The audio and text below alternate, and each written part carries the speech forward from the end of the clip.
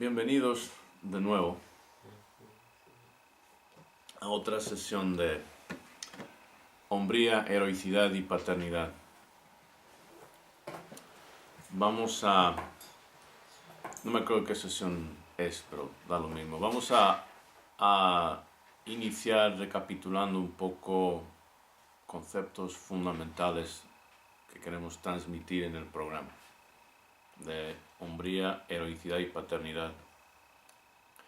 Tuvimos como tarea esta semana ver la película nueva que salió de Mandela. Dicen que salió el diciembre de 2013, pero se puede conseguir por otros medios, digamos como, pero con fines didácticos, todo vale. ¿Okay? Tremenda película. Y vamos a hablar un poco de los temas que se presentan en esa película en términos generales que aplican a este programa Hombría, Heroicidad y Paternidad y a todo lo que, no solamente este programa, sino a todo lo que se hace aquí, lo que se ha venido a llamar este movimiento Mamba. Cuando murió Mandela hace poco, y no me acuerdo exactamente qué fecha era, pero diciembre. Okay. Muchos comentarios salieron en Facebook, que es como una forma de medir este pensamiento social. Muchos comentarios de, pues hombres como ese necesitamos aquí. Aquí siendo pues México, algunos dan de Venezuela y Chile, muchos lugares. Hombres como Mandela necesitamos aquí. ¿Y por qué no hay hombres como Mandela? ¿Por qué no hay líderes como Mandela, mejor dicho? Y ya entran a criticar a los políticos. Ya entran inmediatamente a criticar a los políticos. ¿Okay? Y es muy interesante ese proceso de criticar al liderazgo sin ponerse a reflexionar cómo se forman hombres como Mandela. ¿Right? Y sin hacer la comparación de, pues se quejan aquí se quejan de Peña Nieto y todos los países latinos, y siempre se quejan de todos los problemas de la sociedad latina siempre son los políticos, nunca es ellos, siempre son los políticos. ¿Okay? Entonces, sería interesante hacer una comparación entre resultados teniendo en cuenta procesos, método, reparando un poquito en cómo se forma un hombre como Mandela y luego cuestionándonos a nosotros en estos países, pues cómo se forman los hombres de los países que luego están criticando. Y vemos en el filme, los primeros minutos, como hay unas escenas que muestran a Mandela de niño, muestran una despedida de su mamá y luego escenas de su rito de pasaje a la hombría, escenas tribales donde se le pinta la cara de blanco. ¿Sí? Y hay una voz que se le oye que recuerda al Quintango desde los Mandinka que vivimos en Roots. Y le dice, antes erais niños. Y pues, como niños, pues, no tenéis grandes responsabilidades, pero ahora sois hombres. Y como hombres, ni vuestra juventud, ni vuestra fuerza, ni, si me acuerdo, en vuestros deberes, o sea, responsabilidad, no son solamente suyos. ¿Okay? Son de la nación.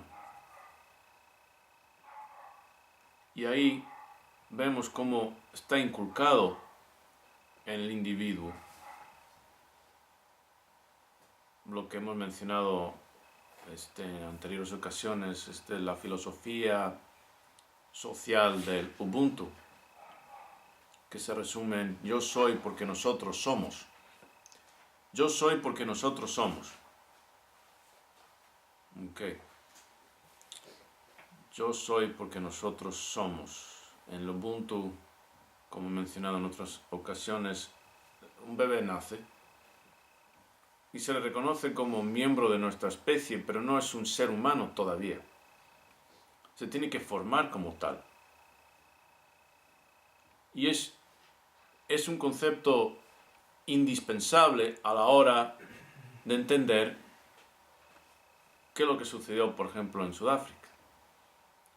Cómo se forman hombres como, y no solamente como Mandela, estaba Steve Biko, estaba Robert Tambo, había muchos, o sea, no, él sí se destacó, por supuesto, pero no estaba, no era uno solo, no, sino millones que de alguna forma reconocían el llamado suyo, porque de alguna forma habían estado inculcados en la misma filosofía social, en la misma conciencia social, en el mismo concepto de lo que significa ser humano, de que yo soy porque nosotros somos, de que como adulto no soy solamente para mí.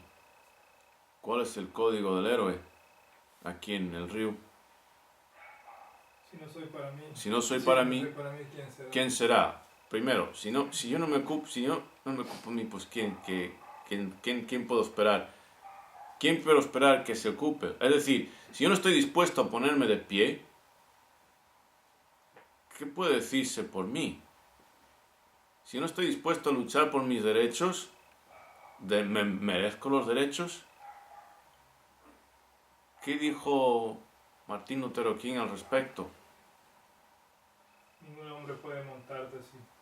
Ok, si no han agachado, pero otro. El que no haya encontrado una causa por la cual moriría, no merece vivir. ¿Ok? Reitero. Y no estamos hablando de un militante como Malcolm X. No, estamos hablando de un hombre que llevó un movimiento, entre comillas, pacífico, pues sí, resistencia pacífica, pero con un mensaje de amor y paz. Y sin embargo, dice, si un hombre no ha encontrado algo por lo cual moriría, una causa por lo cual daría su vida, no merece la pena vivir. ¿Ok? Ouch. ¿Ok? Y si creéis que es casualidad que Martin Luther King fuera negro y Mandela negro, no es casualidad, pero hablaremos de eso más adelante. Entonces, teniendo esas palabras de Martin Luther King en mente, volvamos a esto del Ubuntu, ¿okay? Y lo que implica el ser, el tener que ser formado para considerarse un ser humano. Entre otras cosas, significa que la responsabilidad de la formación de todos los individuos recae en todos. De hecho, me acuerdo, el presidente Bush, el expresidente, que citó otro de los principios de Ubuntu, de que se necesita una comunidad para formar a un niño. Se necesita una comunidad para formar a un niño, porque solamente, es lo que dijo, pero ¿por qué? ¿Qué significa eso? Porque solamente en comunidad va a aprender a ser humano, porque somos seres de comunidad. ¿Okay? Así es como se va a formar, así es como se va a completar. ¿Okay? Teniendo un sentimiento de responsabilidad hacia los de la comunidad, porque los de la comunidad lo han demostrado a él en su formación. La han ido corrigiendo, ¿sí? La han ido enseñando, la han ido disciplinando, la han ido cuidando, protegiendo. De forma que cuando es adulto, siente esa misma responsabilidad en reciprocidad. Un niño es creado por todas las leyes, ¿no? Lo he comentado antes, ¿no? ¿Sí? Todos participan. Es decir, si está lejos de sus padres en una parte y está haciendo algo indebido, pues el primer adulto que esté a distancia de vos le corrige. Y él tiene que, o él o ella, tiene que reconocer esa corrección, responder con respeto. Porque la responsabilidad de formación está distribuida. Hay una interdependencia. ¿Por qué? Pues porque algún día ese individuo, ese muchacho, por ejemplo, puede llegar a ser un gran líder, un gran guerrero, que aporte a la defensa, a la protección del todo. Entonces, así es como se llegan a tener un Mandela. No surgen de la nada. ¿Ok? Y los conceptos del título, centrales de este programa que están captados en el título, de hombría, heroicidad y paternidad. ¿Ok? Si yo no soy por mí, ¿quién será? Seguido de... Si soy solamente para mí, Si soy solamente para mí, ¿quién soy? ¿qué soy? Pues un ser humano no soy. Porque somos seres sociales. ¿Qué soy? Porque tienes que estar dispuesto a defenderte, a identificar unos principios y valores que sean tan importantes en tu vida que darías la vida por ella. Sin eso, no eres nada. Estás ocupando espacio y consumiendo oxígeno. ¿Ok? Mejor acábate, contribuye este fertilizante a la tierra y deja de consumir.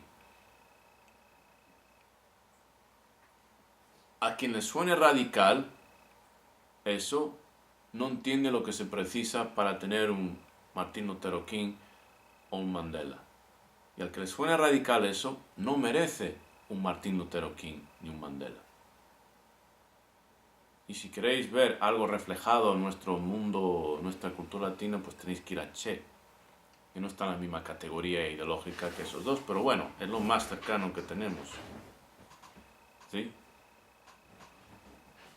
Que hablaba de quién es un revolucionario. Un revolucionario es alguien que fundamentalmente siente un profundo amor por el ser humano.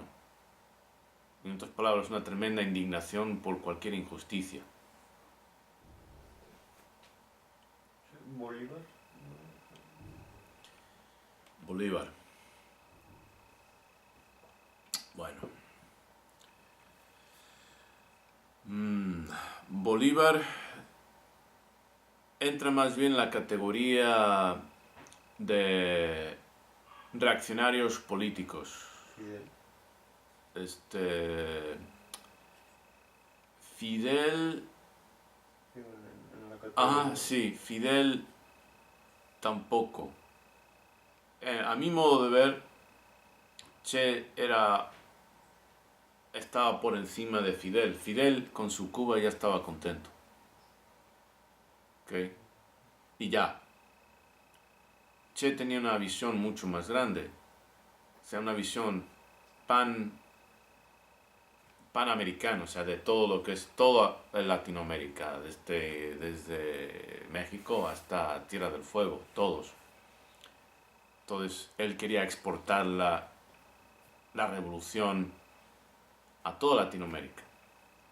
Lo que pasa es que le faltaron dedos de frente, en el sentido de que no entendió algo que no se puede llevar a cabo una revolución exitosa sin revolucionarios, sin que el pueblo te apoye. ¿Okay? Y a eso voy a llegar, o a eso quiero llegar. ¿Por qué Mandela pudo? Porque la población compartía, porque por lo menos un número suficientemente grande de la población si escucharan las palabras, si no tienes una causa por la cual morirías, no mereces vivir, si escucharan esas palabras, y las escucharon sin lugar a dudas, no se escandalizaron y se identificaron con esas palabras. Y la medida en que un porcentaje suficientemente alto, bastante alto, en Sudáfrica se identificaron con esas palabras, Mandela y la ANC en general, el Congreso Nacionalista Africano, pudo tener éxito. En la medida en que en Latinoamérica esas palabras suenan como algo radicalmente tajante, es la medida en la cual os merecéis Peña Nieto. ¿Ok? Entonces, cuando Che se fue a Bolivia a tratar de exportar la revolución, no entendió que pues algo que había dicho Mao había quedado pues y debería haber quedado grabado en el pensamiento de cualquier revolucionario. O sea, el revolucionario, el guerrillero, tiene que preparar las aguas en las cuales va a nadar. O sea, tiene que preparar el pueblo para que le apoye. Él supuso erróneamente que el resto del pueblo latinoamericano, por las indignaciones que había vivido, estaría dispuesto a ponerse de pie. Grave error. Porque en la formación de un esclavo, o un colonizado, viene a ser lo mismo, lo primero que haces es quitarle su sentido de comunidad, inculcarle un egoísmo y un egocentrismo tremendo, de forma que no se identifica con ninguna causa que no sea el placer inmediato del plato que le pongas por delante. ¿Sí? Y por plato puede ser pues el partido de fútbol, puede ser el perfume, puede ser unos zapatos, puede ser juegos de video, lo que sea. El placer que le pones por delante, esa es la única causa con la cual se identifica. Y si esa es la norma de una población, pues se va a mantener esclavizada. Entonces,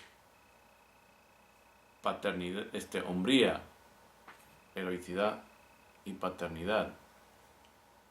Heroicidad, el concepto de sacrificio de uno mismo por una causa más grande que uno. ¿Cómo puede haber heroicidad si soy solo para mí? O, mejor dicho, si ni siquiera estoy dispuesto a hacer algo por mí.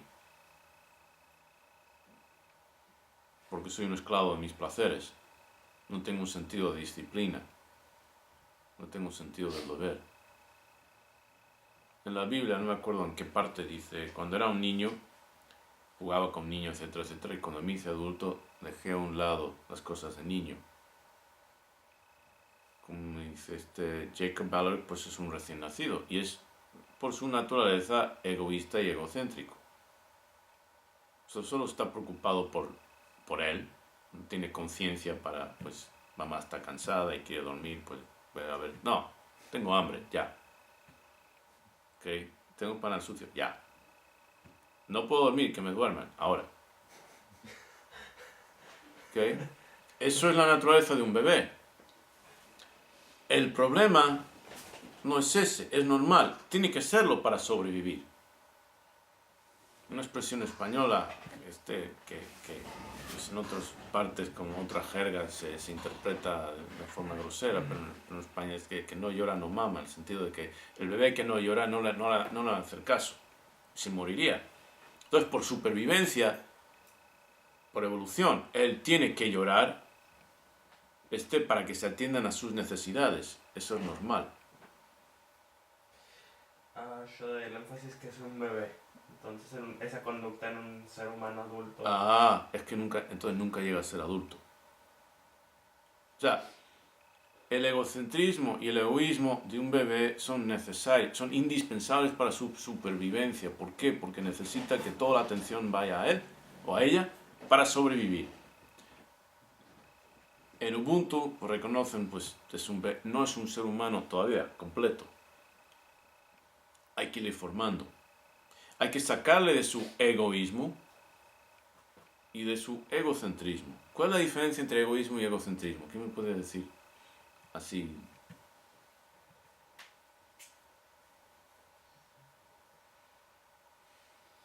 Porque no son iguales. Y pues hay que definir términos, porque no todos estamos de acuerdo en los mismos términos. Entonces, El egoísmo es pues, el no querer compartir con los demás y el egocentrismo es alzarse uno mismo. casi, o sea, egoísmo siempre no querer compartir, no querer darse uno sí mismo o pensar que si está compartiendo, está dándose uno mismo, pues le están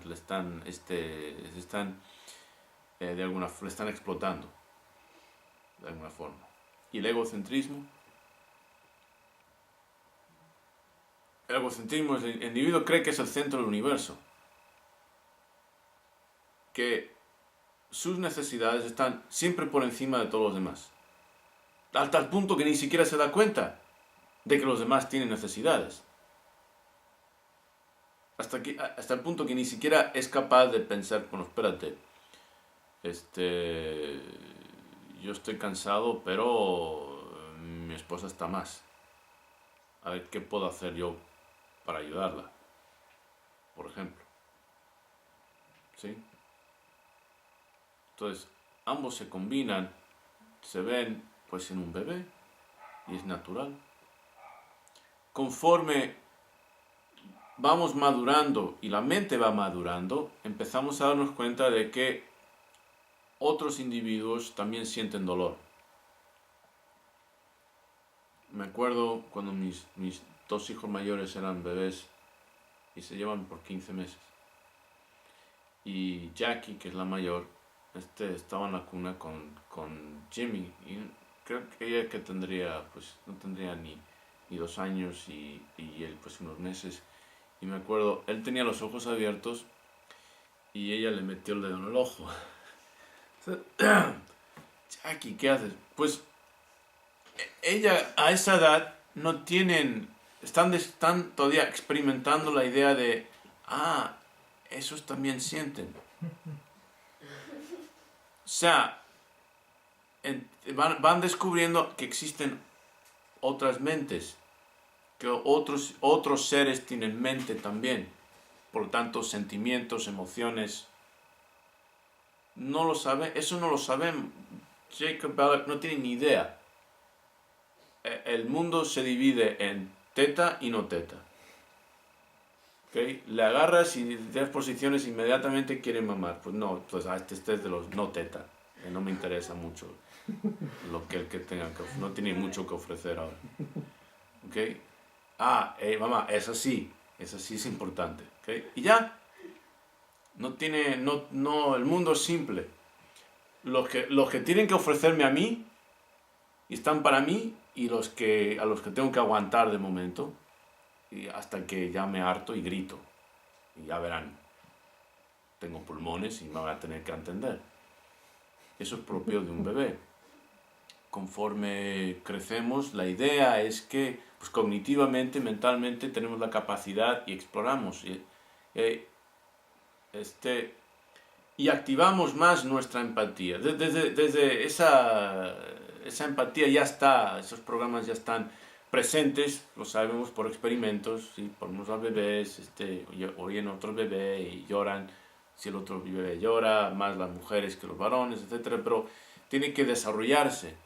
Igual que tenemos la capacidad de hablar, pero aprendemos a hablar en comunidad.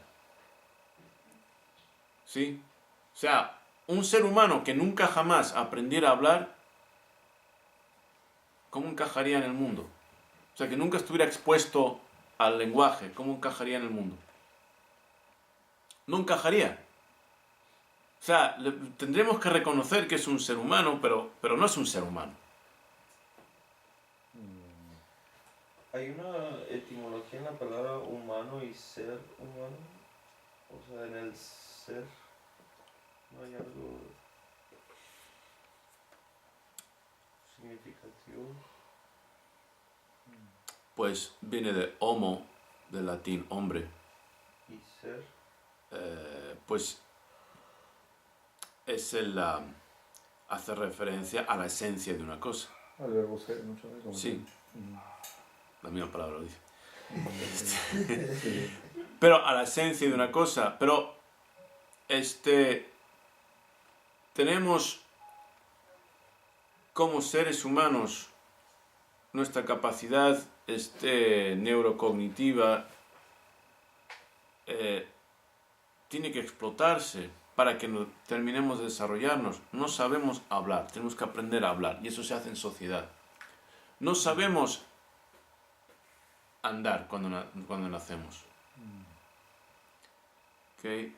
Y se ha visto diferentes casos en la India y otros lugares de bebés que fueron criados por lobos y tal, y no aprenden a caminar, no aprenden a adoptar la posición bípeda. ¿Okay? Caminan a gatas. ¿Qué puede ser más humano que la posición bípeda y el hablar? Quítale eso, empieza a quitar facultades o atributos que desarrollamos después de nacidos y ya ni nos reconocemos como hombres, como seres humanos. Bueno, entonces, ese egoísmo y egocentrismo que son tan propios del bebé, que tenemos que salir de ellos. No abandonarlos por completo en el sentido de no negarnos.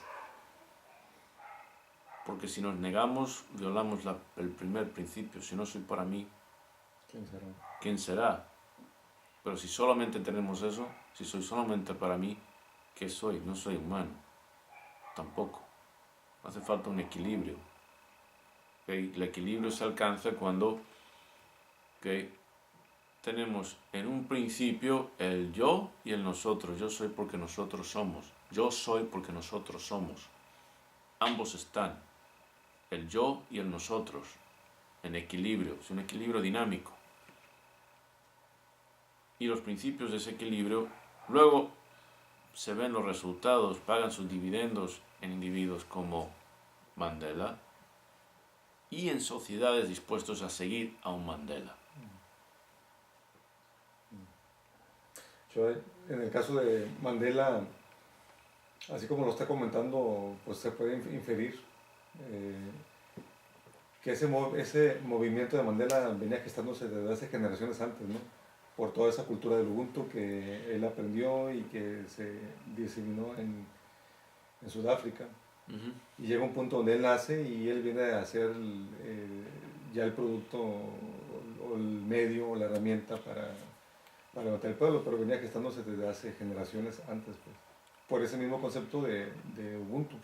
No es algo que no existía nada en Sudáfrica, nace Mandela y Mandela hace todo un cambio, ¿no? No es así. No es posible. No es posible. O sea, lo estoy más que infiriendo, o sea, lo estoy afirmando, que tiene que ser así. ¿Okay? Ningún ser humano determina las condiciones históricas, ¿okay?, en las cuales nace. Ninguno.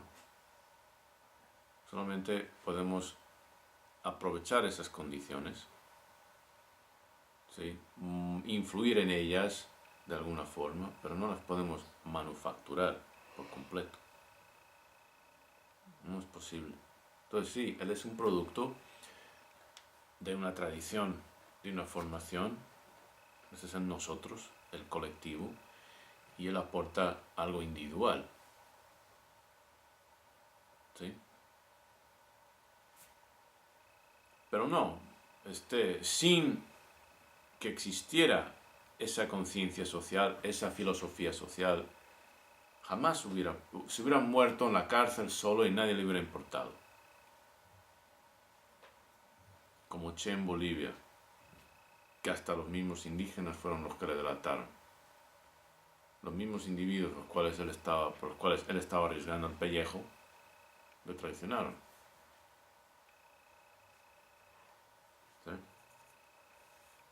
Paternidad. Me acuerdo, Esta es una conversación que hasta he incluido en libros. Una conversación que tuve con mi hijo Jimmy Sensei. Jimmy hace muchos años, que tendría él 8 o 9 años. Me pregunta, ¿cuál es tu trabajo? Y le dije, ¿cómo que cuál es mi trabajo? Sí, pues, ¿cómo pagas? O sea, sencillamente, ¿cómo pagas la renta? O sea, ¿cómo trabajas? Digo, bueno, ¿y por qué me preguntas eso? Me parecía muy curioso que un niño de pronto preguntara a su padre ¿cuál es tu curro? ¿Tu chamba? ¿Qué haces? Y dije, bueno, ¿por qué me preguntas algo así? Dice, bueno, ¿de qué sirve un hombre sin trabajo? Me dice. Yo no solamente tenía un trabajo, tenía 2, pero no era el punto. El punto es que quería saber por qué me estaba preguntando a mí este muchacho estas cosas. Y dice, pues ¿de qué sirve un hombre sin un trabajo? Digo, hijo, tener un trabajo no es lo máximo que pueda aportar un hombre. Dice, no. Entonces, bueno, ¿y qué es lo máximo que puede aportar un hombre? Digo, mira, ser considerado, sentido como un padre, no solamente a sus hijos, sino a sus conciudadanos, que le reconozcan como una figura paterna. Y, implícito, pues todo lo que eso conlleva. Y dice, sí, ¿de verdad? Y dije, sí, ¿por qué te crees que tantos millones de personas de diferentes religiones rezan a Padre Nuestro que estás en los cielos? Porque atribuyen al ser máximo que ellos adoran y veneran los atributos de un padre. ¿Sí? ¿Okay? Atribuimos a los dioses los atributos que más queremos reconocer en nosotros como ejemplares. ¿Me expliqué?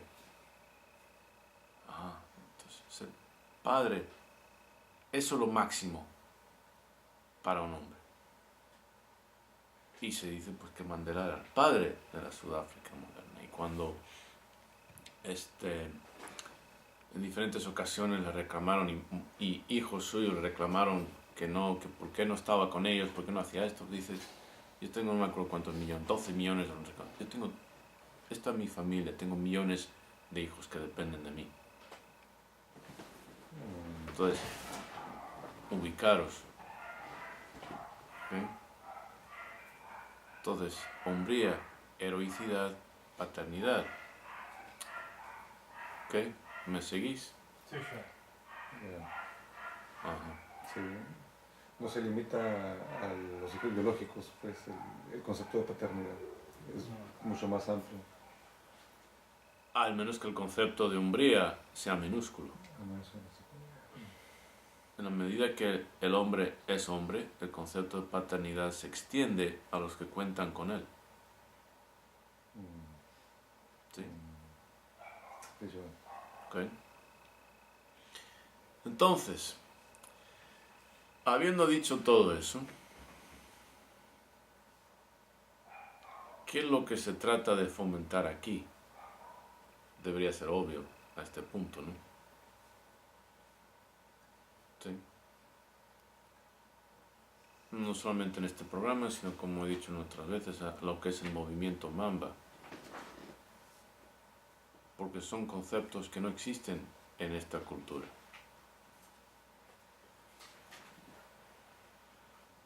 ¿Okay? Comenzando por ese egoísmo y egocentrismo con los cuales crecen, no voy a decir forman, porque en realidad no se forma la gente en las familias estas, simplemente crecen. ¿Sí? ¿Y dónde tiene su origen? Aparte de, pues sí, sabemos, el origen del egocentrismo, egoísmo es simplemente biológico, naces y eres así, ¿ok? Bien. Pero, ¿cuántas familias existen en las cuales no se fomenta un sentido primero, de valor a los hijos? ¿Qué quiero decir con valor? Pues de que valen, de que sirven para algo, tienen un valor, de que valen. ¿Cuántas familias no existen en las cuales los niños no se sienten amados por sus padres? No me refiero a, por ejemplo, a mamá que no deja de decir, yo te quiero mucho, no sé qué. Yo te quiero mucho, sí. Y sigue fumando en casa. Yo te quiero mucho, de dientes para afuera, pero ¿en mi conducta demuestro lo que es amor? No, siguen fumando en casa, le vale chetos el daño que estén haciendo a la salud de sus hijos. No digamos que no toma responsabilidad por su deber con sus hijos. Si está fumando, está perjudicando su propia salud. O sea, que su placer inmediato está por encima de las responsabilidades que tiene con sus hijos. Yo desde chaval quería una moto. Y no voy a decir que no me gustaría tener una moto. Y eso implica montar en ella, ¿no? O sea, no simplemente para tenerla en el garaje, porque si no me compraré uno de miniatura y la pondré aquí y ya está mi moto. No, sino disfrutar de una moto. ¿Ok? De chaval, pues ¿puedo tener una moto? No. ¿Por qué no? Cuando seas hombre, pues tener una moto. Pues llegando a hombre, pues ya a los 18 ya tenía un hijo. ¿Ok? Pues ya mi vida no es mía, tengo responsabilidades, no puedo simplemente agarrar una moto y arriesgar y sí. No, alguien depende de mí. Luego a 19, otro. Rayos, pues que tendré que esperar a que todos mis hijos crezcan. Ahora tengo otro hijo. No digamos alumnos y aprendices, etcétera, que dependen de mí. No puedo simplemente decir, pues voy a arriesgar la vida porque pues es mía. No es mía. No es mía para arriesgar. Otra gente depende de mí, en mayor o menor medida.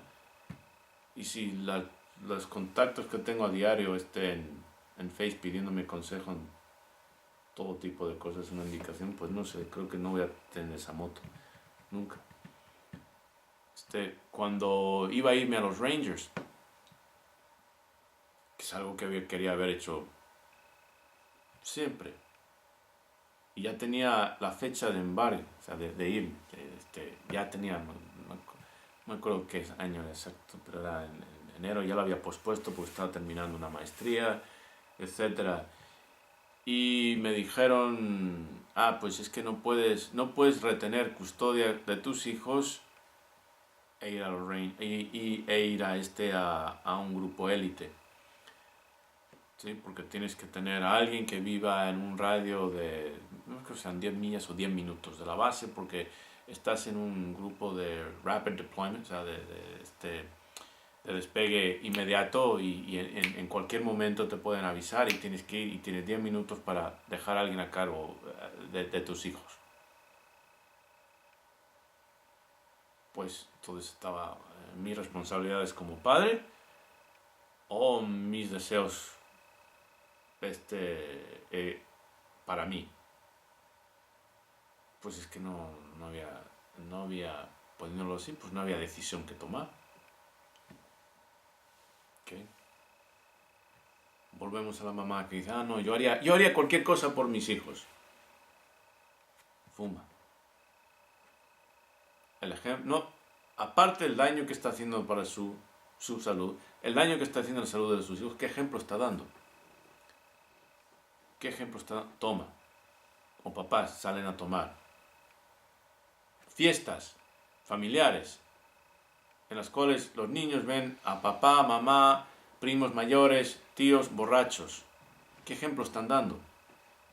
¿Eso es amor? No, eso no es amor. ¿Ok? Sí, están formando a sus hijos, sí. Los hijos siempre están siendo formados, entre comillas. La cuestión es cómo. O sea, en el sentido, lo único que han hecho es ese egoísmo y egocentrismo que es propio de un bebé, ¿ok? Lo van justificando. Lo van justificando. O papás que montan en moto. Un caso en particular, un padre murió montando en moto. Porque él le gustaba la moto y dejó 4 hijos. Posee 4 hijos. ¿Okay? Los hijos varones tienen moto.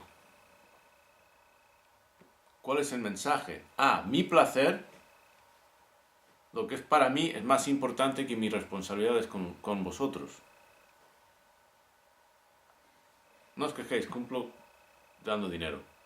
Ya. ¿Okay? Así es como se forman. Así es como se forman individuos egoístas, egocéntricos, y eso lleva a peñanietos. Simple. Es simplemente causa y efecto. Métodos, resultados. Ubuntu, Mandela. Esto que no sé ni cómo llamarlo,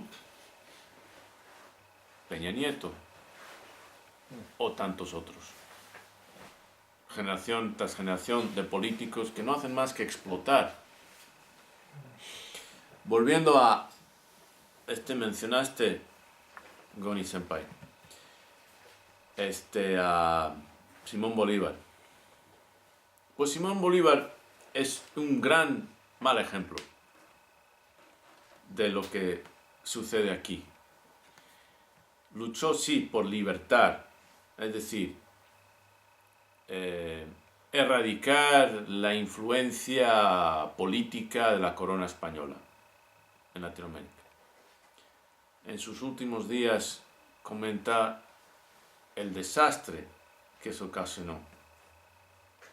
O sea, político, en el cual los criollos, ahora los descendientes de españoles nacidos en tierras americanas, el desastre político y social que eso desató. Y se arrepintió de todo lo que hizo y dijo: no he hecho más que sembrar en el desierto y arar en el mar. Esta gente es ingobernable. Cuando Thomas Jefferson, que tanto el que escribió prácticamente la Declaración de Independencia Americana, ¿sí?, vino a Centroamérica, y dijo: aquí no he visto nada que me indique que esta gente esté preparada para la democracia, para ser libre. Nada. ¿Por qué? Por el egocentrismo y el egoísmo que la colonización fomenta. En el sentido de que lo único por el cual se sacrifican un pueblo colonizado o esclavizado, viene a ser lo mismo, es el plato que tienen por delante. Eso es lo único. El plato que... Y con decir el plato quiero decir el vaso de tequila, quiero decir el cigarrillo, quiero decir el partido de fútbol, el placer que tienen ahora mismo. Eso es lo único que cuenta. ¿Por qué? No se crían, no se forman con un sentido de pertenencia y sacrificio, que van juntos. No se crían, no se forman con la idea de: si yo no soy por mí, ¿quién será? Si soy solamente por mí, ¿qué soy? No se forman así. Entonces no se forman para ser libres, porque no se forman con la idea de que si no hay una causa por la cual estoy dispuesto a morir, causa, no plato, no placer inmediato. ¿Queréis ver una revuelta general en México? ¿Queréis verlo? Simple. Prohibir el tequila. Cancelar los partidos de fútbol. que no se puede televisar ni un solo partido de fútbol. Ahí sí que habrá una revolución. Ahí sí que la gente se levantará. Ahí sí, por eso sí se levantan. Garantizado. Por eso sí. ¿Qué tal Claro. las novelas? O los... Las telenovelas, sí. Cancelar las telenovelas y ya veréis como todas las amas de casa, mujeres y también hombres salen a la calle. Ahí sí, por eso sí que ahí sí que habrá una revuelta general. ¿Queréis organizar un paro general en el país? ¿Okay? Provocarlo, fácil. ¿Okay? Amenazar el plato, el placer inmediato. Eso sí lo entienden. Ahora, quitad filosofía de la educación. ¿Eso para qué sirve? No eso para qué sirve, eso para qué sirve. ¿Eso te va a dar a comer? Olvídate, o sea, ni siquiera el concepto de causa entra en la cultura, no es parte de la sociedad, mucho menos sacrificar la vida por ella. ¿Estás loco? De ahí Peña Nieto.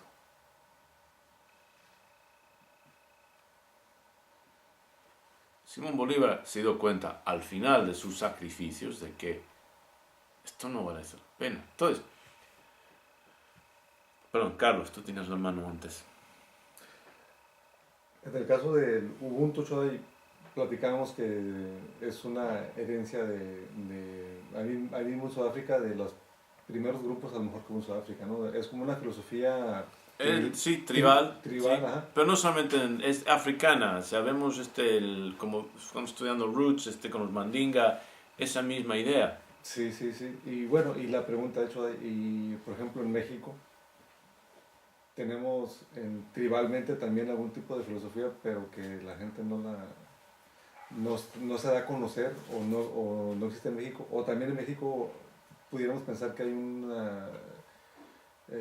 algún conocimiento similar, tribal, pero que simplemente no se conoce y no se da esa formación. ¿Cómo es la formación de los aztecas de niños? ¿Cómo es la formación? Gustavo. A los 3 años, los sacan de... ¿Me permite un minuto? Sí, sí, Tengo sí, lo que sí, tiene que suceder. Ok, empieza, sí, te doy un minuto mientras seguimos y luego volvemos. Good. México es un ejemplo interesante porque el primer problema con México no tiene ni puñetera idea de quiénes son. Viven con la fantasía de que pues nosotros estamos contentos y felices como mexicanos antes que a los españoles. No se dan cuenta de que estúpidos, no existía México. El concepto geopolítico que es México inicia con España. En el espacio que queda de México, porque se perdió la mitad del territorio nacional por estupideces, ¿okay? Por falta de conciencia nacional, social. En lo que queda de México, si veis un atlas de poblaciones indígenas anteriores, o sea, precolombinas, sabe que había docenas de identidades étnicas, de las cuales los aztecas eran solamente una parte, una pequeña parte, el espacio que es México. ¿Okay? Entonces, México como entidad, y por lo tanto el mexicano, no existe antes de la colonización. Es un producto de ese choque de las culturas españolas con las diferentes culturas precolombinas, indígenas, que muchas se odiaban entre sí o ni se conocían, porque los yaquis y los aztecas, que yo sepa, nunca tuvieron contacto. Pues el contacto que tuvieron fue antes de que, siglos antes quizás, cuando pasaron los aztecas en su camino del norte hacia el sur, ¿sí? Entonces, no existe un punto, ni un concepto, ni una filosofía que abarque, que se pueda decir, pues esto representaba a México antes. No, porque no existía México antes. ¿Qué sucede con eso? Pues es una espada de doble filo. No se puede ir atrás. pero significa que lo de atrás no te impide que vayas adelante. O sea, el problema de ser un mestizo es que no tienes una sola identidad a la cual aferrarte, sin negar lo otro que eres. El mexicano que trate, como tantos, de negar su herencia española y tratar de decir, no, pues identificarse con los aztecas, que está negando el idioma que habla, tantas de las costumbres, no digamos la religión que profesa, de dónde vino. Y aunque sean protestantes y ya no católicos, pues es una reacción al catolicismo. ¿Sí? Todo lo que es la religión del Dios Cristo, todo eso vino de España.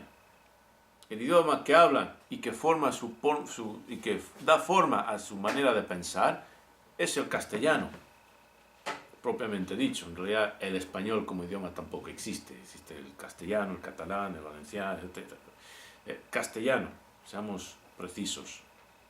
Entonces, el que trate de negarlo, se está negando tanto a sí mismo que queda perdido. El que trata de identificarse solamente con los aztecas, está perdiendo de vista las docenas de otras etnias, de las cuales seguramente vino, porque si hicieran un análisis genético, si se pudiera hacer eso, estoy casi seguro que muy pocos serían derivados. ¿Y los mayas? ¿También? ¿Ok? Y los yaquis, y hasta los apaches eran parte de lo que era México antes, etcétera, etcétera, etcétera. Y esos no cuentan. O sea, el que trate el mestizo en general, que trate de identificarse con solamente una raíz, que pierde las demás y por lo tanto pierde el tallo, las ramas y todo, se pierde, sí. Que se identifica y sin saber nada. Y además, sin saber nada, es un buen punto. Ahora cuando Senpai Gustavo tenga... ¿Ya? Sí, sí. Ok, puedes leernos cómo se criaban los aztecas. Sí, rápidamente. Y el punto al que quiero llegar es, dicen, aztecas. ¿Ok? Pongan atención a cómo se formaban los aztecas de niños.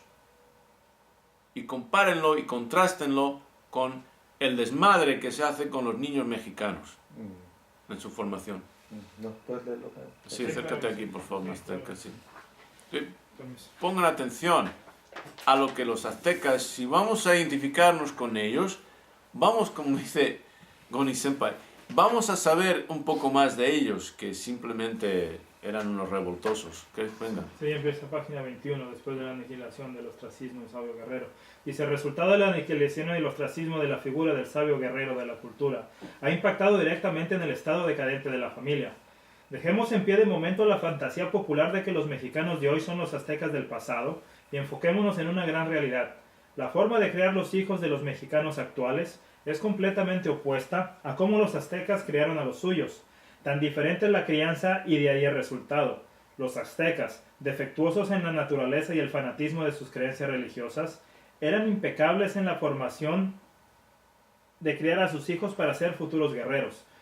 Es cierto que los aztecas gozaban de instituciones tremendas para la formación de sus jóvenes como el Calmecac, el Tepochcali y el Cuicacali, pero también es cierto que desde el destete, los aztecas criaban a sus hijos para ser futuros miembros disciplinados y productivos de sus sociedades. Perdón un momentito, ¿ok? ¿Veis ahí la relación con el Ubuntu? Sí, sí, sí. Que desde el destete, o sea, hijo, hija, tienes 3 años para ser totalmente egoísta y egocéntrico. Gózalos. Jacob, llora, ¿ok? Sí, tú dale, llena los pañales, disfruta, porque llega a su fin. Tiene su fin, ¿ok? Sigue. En educación doméstica, incumbía al padre la formación del niño y a la madre la de la niña, y era dura y austera. Principiaba en el 3er año de vida, y en esta etapa los niños recibían consejos para corregir su comportamiento. A los 4 años los reprendían a golpes. A los 8 se les amenazaba con pincharles con púas de maguey. A los 9 se les hacía efectiva la amenaza anterior. A los 10 los niños eran castigados a palos. A las niñas se les ataban las manos y se les amenazaba de darle golpes. A los 11 años se les obligaba a aspirar humazos de chile a los niños que hacían algo indebido. A las niñas solo se les amenazaba. A los 12, los castigos consistían para los niños en acostarlos en tierra mojada, y las niñas eran obligadas a barrer las calles por la noche. Desde los 4 años, la madre enseñaba a su hija las primeras tareas fáciles y a las 5 aprendía a deshuesar e hilar el algodón, que perfeccionaban en los años siguientes. Aprendían a tejer, moler el chile, el tomate y el maíz, barrer la casa, lavar y en general a practicar todas las labores domésticas. También el niño, desde los 4 años, ejecutaba en el hogar trabajos fáciles y a los 6 años los niños iban con sus padres a la chinampa, al mercado donde aprendían a vender, acarreaban leña y se les enseñaba a componer y tejer la red. Ya a los 14 años, el muchacho aprendía el oficio del padre y sabía pescar con habilidad. La educación era dura y austera. La sobriedad en la alimentación y el endurecimiento físico para soportar las inclemencias del clima, así como la fatiga y el dolor, lo cual se lograba con una disciplina rígida. Se les inculcaba amor y obediencia a los padres, reverencia a los ancianos, temor a los dioses y a cumplir con su deber. Este tipo de educación respondió a una necesidad impuesta por el medio. Su origen y finalidad lo justifican. El instinto de supervivencia obligó a los aztecas a formar hábitos de sobriedad en la alimentación, la inclemencia del clima y la pobreza inicial le dio resistencia al dolor y a la fatiga, y la obligación tributaria, así como en su agradecimiento, hizo posible el efectivo aprendizaje de los oficios paternos, énfasis añadido por mí. No se llegan a formar guerreros águila o jaguar, malcriando a los hijos como hacen los mexicanos actuales. Las familias aztecas eran los principales centros de formación y educación para los futuros ciudadanos del país. Comenzando a los 3 años de edad, la educación doméstica era dura y austera y partía, como todo buen estratega, de una visión del objetivo final. Alto ahí. De una visión del objetivo final. Tienes que criar a tus hijos con la idea de cómo quieres que sean de adultos. ¿Ok? Grandes líderes no se van a formar solos.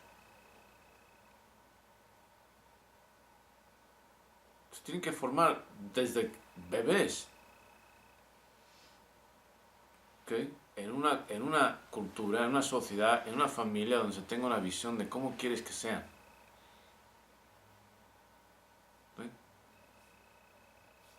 Existe algo remotamente, existe algo, alguna institución en esta sociedad que por fantasía de la exageración pueda llevarnos a creer que vamos a tener individuos de la talla, aparte del movimiento Mamba, vamos a llegar a individuos de la talla de Mandela o Martin Luther King. Existe algo en la familia que aporta la religión, que aporta el colegio, algo, búsquenme algo. El entrenador de soccer, algo.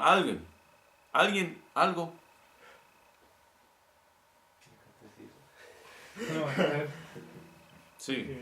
Conviene repasar el texto anterior varias veces con esto mismo en mente.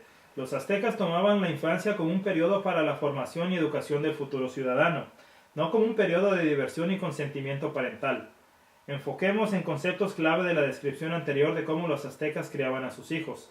Educación doméstica, formación dura y austera, corregir su comportamiento, reprendían, castigados, obligadas, enseñaba, aprendía, practicar, ejecutaba, acarreaban, componer, oficio, habilidad, sobriedad en la alimentación, endurecimiento físico, soportar las inclemencias del clima, así como la fatiga y el dolor, disciplina rígida, obediencia a los padres, reverencia a los ancianos, a cumplir con su deber.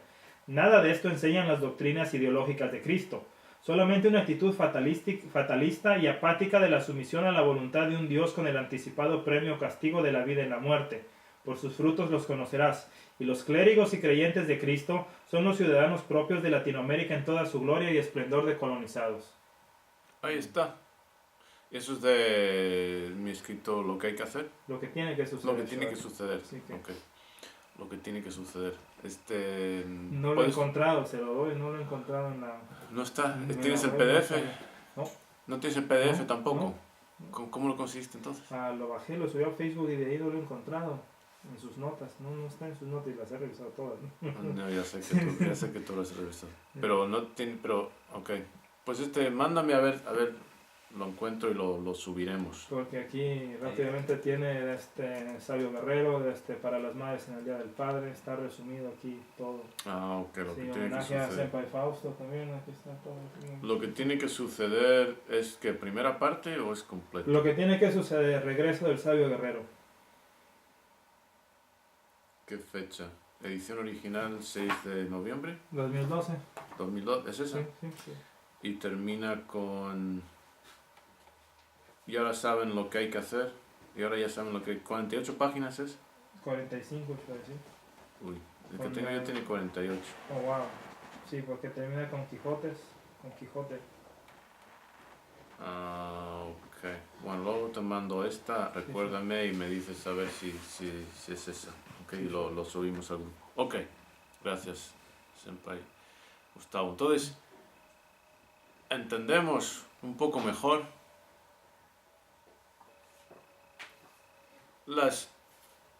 el estado actual de la hispanidad, no solo de México, no seamos egoístas ni egocéntricos, o sea, toda la hispanidad, que se resume también en estadísticas o cierto tipo de anécdotas como obesidad, corrupción, etc.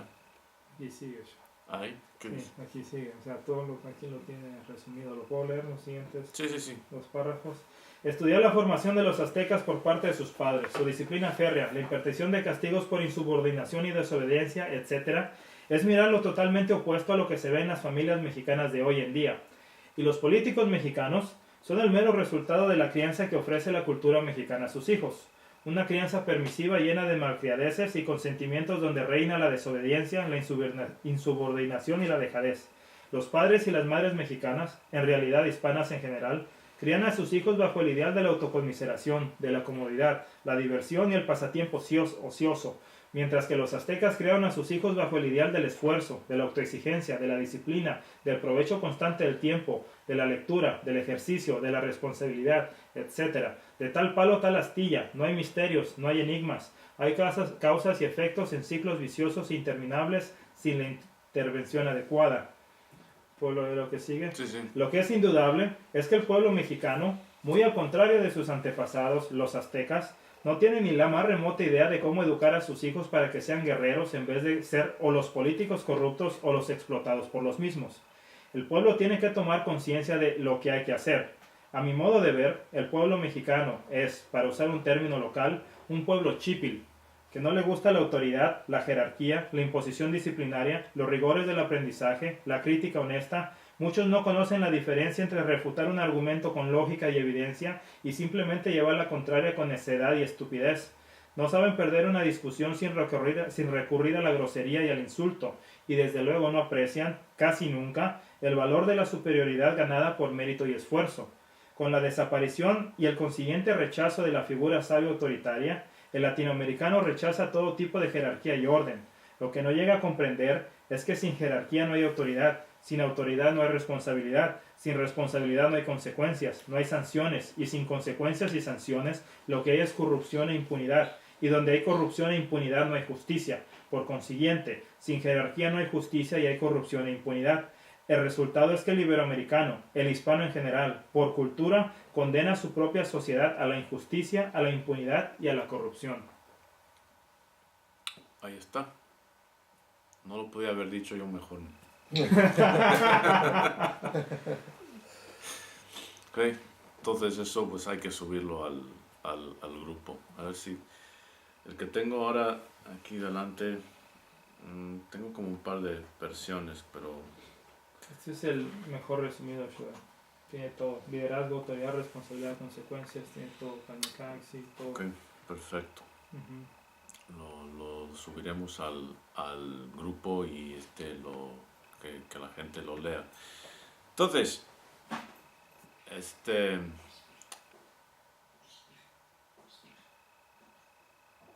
viendo este filme de Mandela, como dije, los primeros minutos donde se ve su formación y el ritual del pasaje y las instrucciones que esta voz del guerrero, del sabio guerrero, le está menciona a todos, inculca a todos, pues ahí están los inicios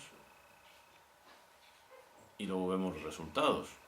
No solamente en Mandela, sino que en tantos otros jóvenes, ahí está el egoísta y egocéntrico, en tantos otros individuos de la sociedad africana, ¿okay?, que recibieron esa formación, si no tuvieron la talla de Mandela, por lo menos tuvieron la conciencia de seguir a un Mandela. Porque curiosamente en este artículo, en el ensayo que tiene, abre con la continuación de lo que hay que hacer con un sobrino de políticos mexicanos. De hecho, un primo, Sí, ajá, sí, sí. hermano de Y un tiene político la mexicano, si conversación ahora me que fue acuerdo, sí. exalumno suyo, aquí está. Sí, lo menciona. exalumno mío. No de Mamba, cuidado, de universidad del otro lado, en un curso que... y sus actitudes, sí, es importante. Más comentarios, preguntas, observaciones, introspecciones. ¿Qué pasaría si de repente a alguien que se crió en una cultura donde no forman a los hijos de una manera correcta, los llevas a una cultura donde sí? Ok, o sea, por ejemplo, sacando a un mexicano y llevándole a Japón, por ejemplo. Sí, sure. Ok. Pues, okay, una de las formas que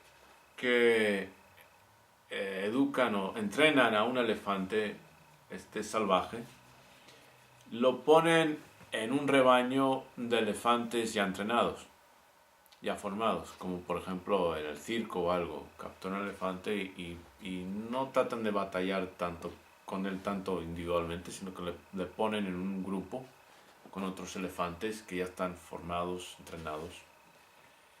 Y entonces, poco a poco, por ser animales sociales, como que captan la onda, agarran el hilo y y se van suavizando, se van adaptando. ¿Sí? Y eso es parte de lo que... Habrá, pues sí, un choque, rebeldía, pero simplemente no le queda más remedio que conformarse. Porque va a querer de alguna forma encajar. ¿Sí? Por mucho que quiera, se le va a quedar algo de lo que está promocionado a su alrededor. Tiene que hacerlo. De ahí, ese es el mismo principio que se emplea cuando alguien va a un monasterio. Y no solamente un monasterio, no me refiero a un monasterio necesariamente católico, ¿sí? Cualquier monasterio, budista o eso, la idea es, pues entras ahí y no te queda más remedio que adaptarte a lo que están haciendo los demás. Y por mucho que quieras, es como caer al agua, te vas a mojar. ¿Sí? O de Uchideshi, ¿ok? Entrando en un ambiente donde hay reglas, hay normas que no van a estar exactamente escritas, pero se van reconociendo, y pues hay choques, por supuesto, porque y esto por qué y tal cual. Con el tiempo no queda más remedio que irlas absorbiendo. ¿Ok? Sí. Bueno, vamos a cortar ahora y luego damos tu pregunta, ¿ok? Ahora cuando empezaremos con tu pregunta, ¿ok, Kazan? ¿Se forman hombres como Mandela? ¿Ok? Y sin hacer la comparación pues se quejan aquí se quejan de Peña Nieto y todos los países latinos, y siempre se quejan de todos los problemas de la sociedad latina, siempre son los políticos, nunca es ellos, siempre son los políticos. ¿Okay? Entonces, sería interesante hacer una comparación entre resultados teniendo en cuenta procesos, método,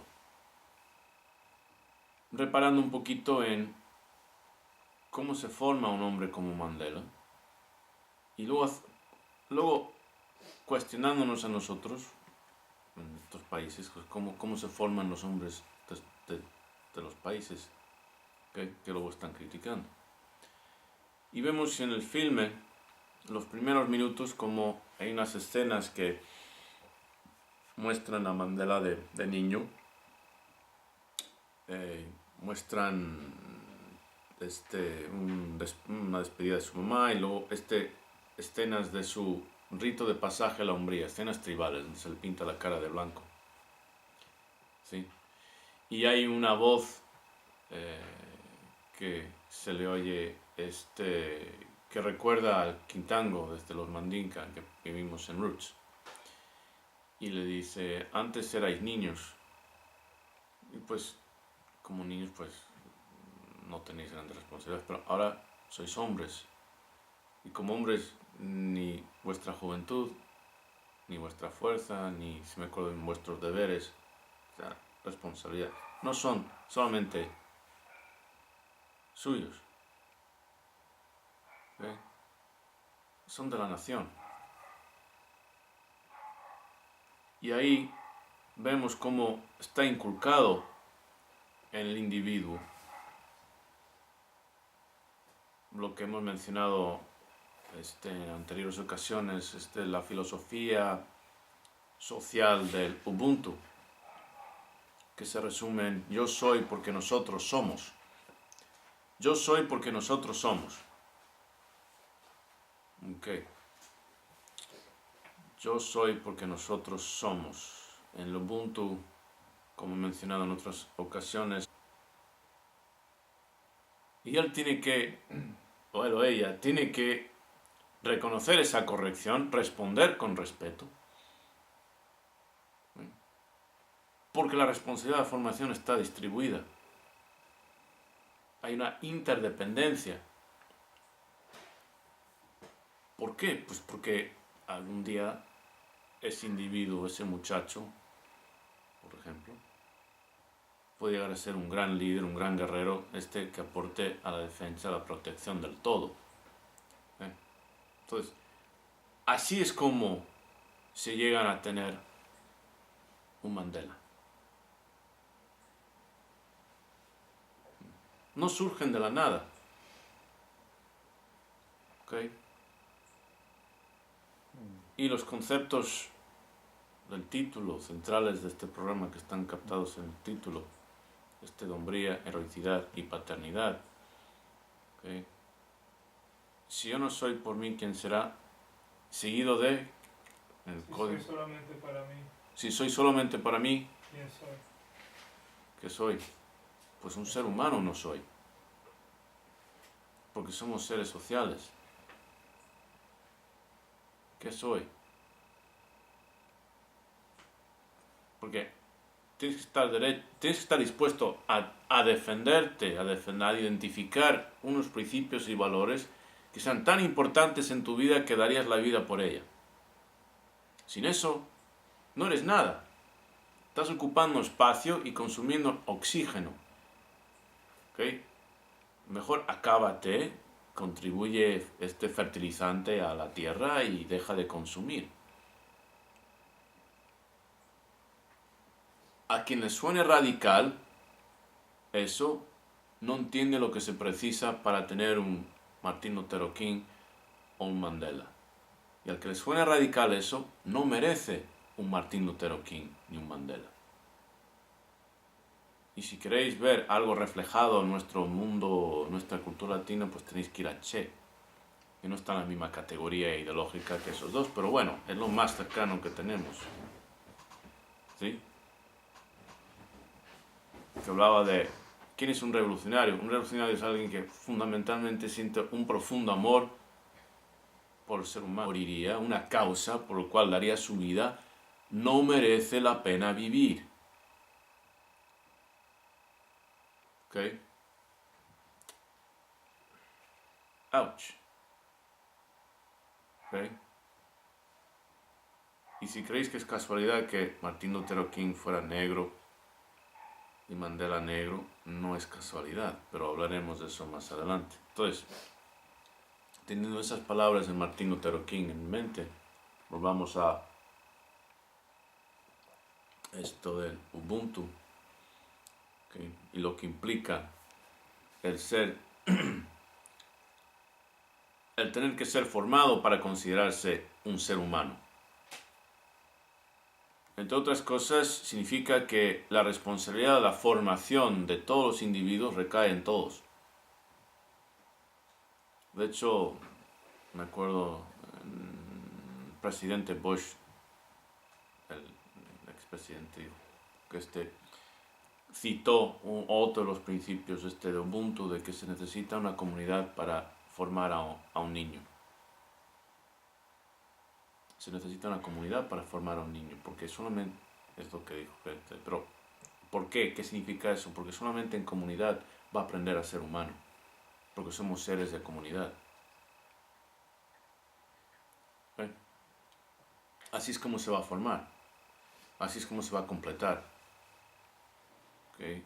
Teniendo un sentimiento de responsabilidad hacia los de la comunidad, porque los de la comunidad lo han demostrado a él en su formación. Le han ido corrigiendo, ¿sí? Le han ido enseñando, le han ido disciplinando, le han ido cuidando, protegiendo. De forma que cuando es adulto, siente esa misma responsabilidad en reciprocidad.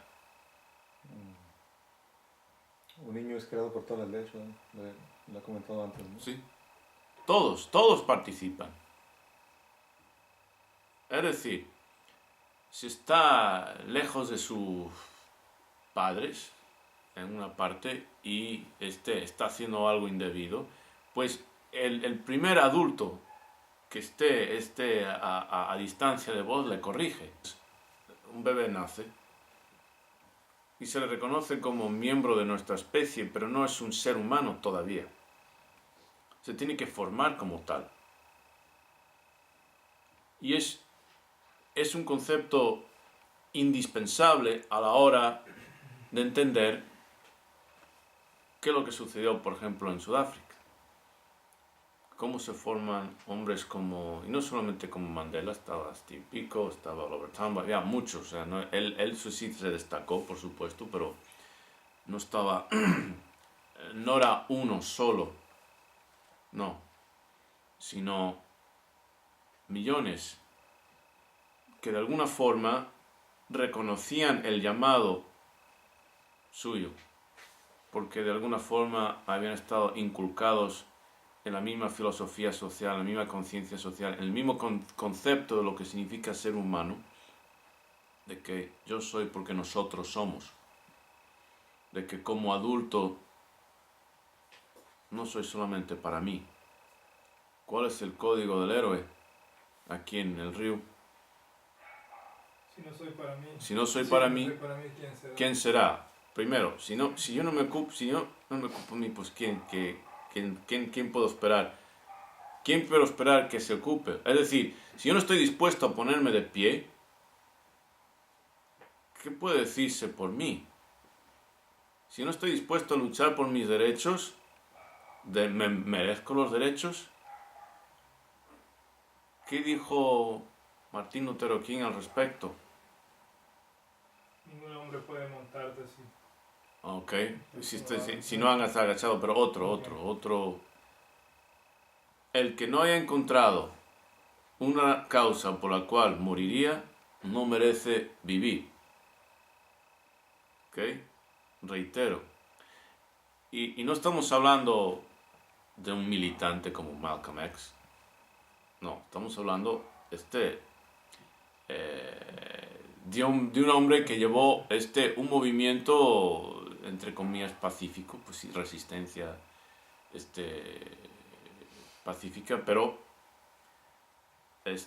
con un mensaje de amor y paz. Y sin embargo, dice, si un hombre no ha encontrado algo por lo cual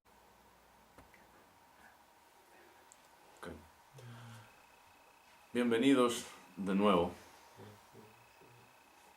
a otra sesión de hombría, heroicidad y paternidad.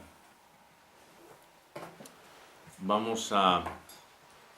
No me acuerdo qué sesión es, pero da lo mismo. Vamos a iniciar recapitulando un poco conceptos fundamentales que queremos transmitir en el programa de hombría, heroicidad y paternidad.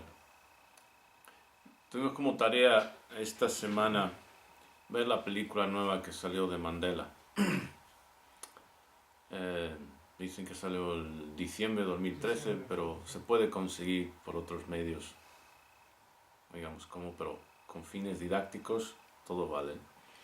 ¿Okay? Tremenda película. Y vamos a hablar un poco de los temas que se presentan en esa película en términos generales que aplican a este programa Hombría, Heroicidad y Paternidad y a todo lo que, no solamente este programa, sino a todo lo que se hace aquí, lo que se ha venido a llamar el movimiento Mamba. Cuando murió Mandela hace poco, y no me acuerdo exactamente qué fecha era, pero diciembre. Okay. Muchos comentarios salieron en Facebook, que es como una forma de medir el pensamiento social. Muchos comentarios de, pues hombres como ese necesitamos aquí. Aquí siendo pues México, algunos eran de Venezuela y Chile, muchos lugares. Hombres como Mandela necesitamos aquí. ¿Y por qué no hay hombres como Mandela? ¿Por qué no hay líderes como Mandela, mejor dicho? Y ya entran a criticar a los políticos. Ya entran inmediatamente a criticar a los políticos. ¿Okay?